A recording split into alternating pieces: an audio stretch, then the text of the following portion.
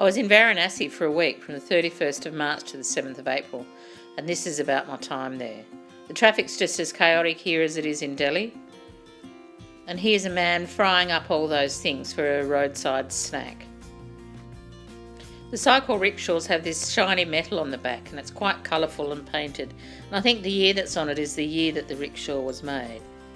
We went to some of the old market area in Varanasi, or Benares as the locals call it. We walked past an area where the stonemasons were busy chipping away. And as ever, carrying things on your head, you can use both hands to talk. Gas cylinders are the same India over. Don't think they'd pass our standards. Little roadside or laneway temple. Looking down one of the markets where we went. These are embroideries to go on the front of kurtas, which are the long tops that they wear. There's a button shop. I should have bought some, but hey, I didn't know which ones to pick. And these tassels go on the end of anything that gets tied on clothes. There's a selection of long gloves that came up way past the elbow that we saw Muslim women wearing. And a selection of the black overdresses that the Muslim women wear as well, some quite ornate. Trying to get through the little laneway through the market, and here's a man making some roti. Just another shot down the market. And here's a spice shop. No worry about parking, just bring your bikes in and stack them up. We were near a famous temple, and here were some flowers that you could buy for an offering. And in the middle of it all, you'll find a pump for water. Tiny, narrow little laneways. You can see you can hardly fit a person down. But somehow or other, these cows managed to get in there. Not quite sure how they're going to get back out. Bamboo ladders. They were all over the place. Very ingenious. And this was henna powder for doing the mandis, for doing the hands. Beads. And the ever-present chai walla. A lot of them use these little terracotta cups for their chai. In the middle of it all, McDonald's. And good old Ron McDonald having a chat. Sleeping.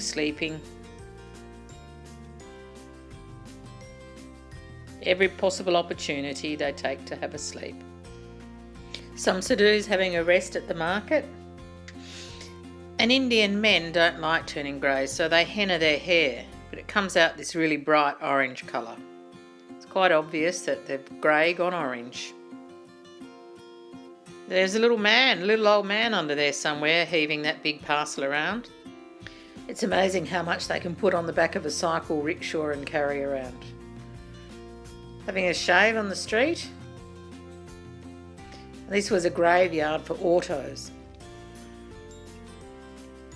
Again, $2.80, $5 to go to the picture. And the wiring much the same.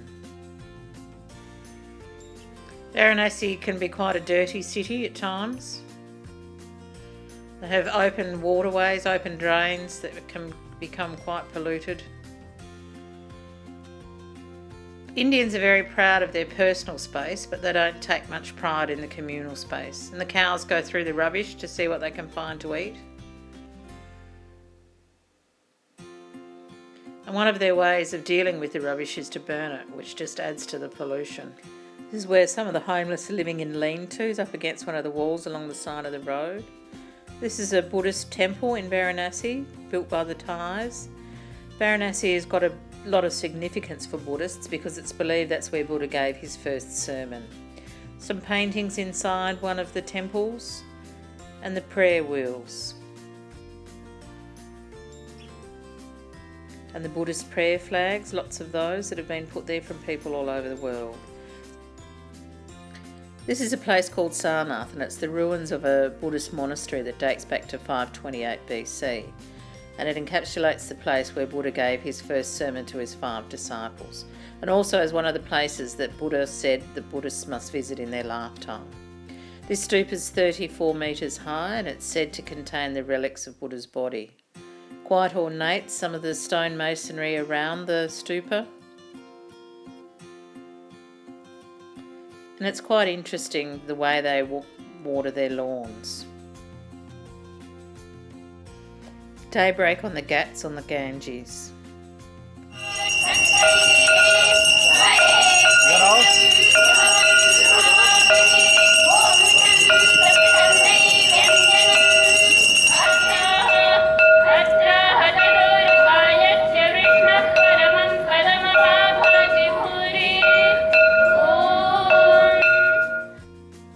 That was part of the daily morning prayer service. Then the young devotees go down to the river. It was amazing watching the sunrise over the Ganges. It was full of life even though it was so early. People coming and going.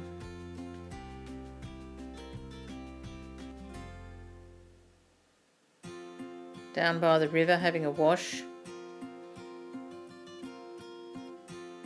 And always the chaiwala. The puppies were there too. And this monkey was being walked around by his owner. He was allowed to run around on his own, and he was very curious about the boat. But eventually he fell in and ended up quite wet. He wasn't very impressed with himself.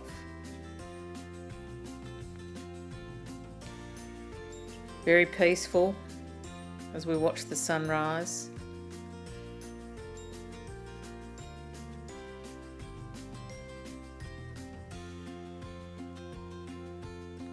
And the cow was keen too because he came along and ate the flowers.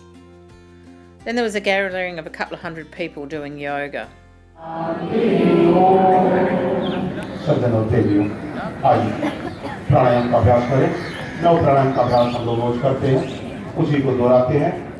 It's interesting to see the different markings that men have on their head.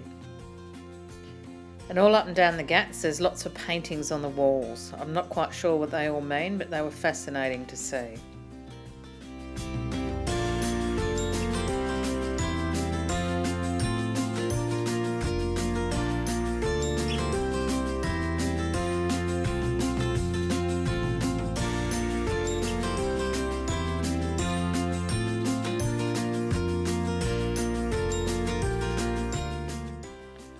There's lots of animals up and down the Ghats, cows, goats and dogs, and they get pretty crafty. This cow's checking out the bin to see what he could find.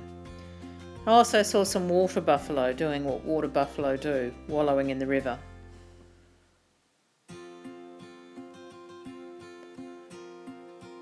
And people also wallow in the river. You often see them bathing, the women in their saris and the men in their knickers. This is looking across the river to the other side. There's a little bit of settlement over there. There's all sorts of shamans and holy men along the Ghats as well. And of course lots of games of cricket. Taking a boat up the Ganges is a good thing, and you always get asked, boat madam, boat madam. They've got some pretty big wood stacks along the Ganges as well. And we know why that is. There's about 87 Ghats, but only 2 of those are burning Ghats where cremations take place. And this is above the main one. Apparently there's an average of 80 cremations a day. In the evening they also have a prayer service, and it seems to be much the same as the morning service. And there's usually a lot more people go to the evening one than the morning one. It was quite crowded. And boats, everyone comes in the boats to watch from the river.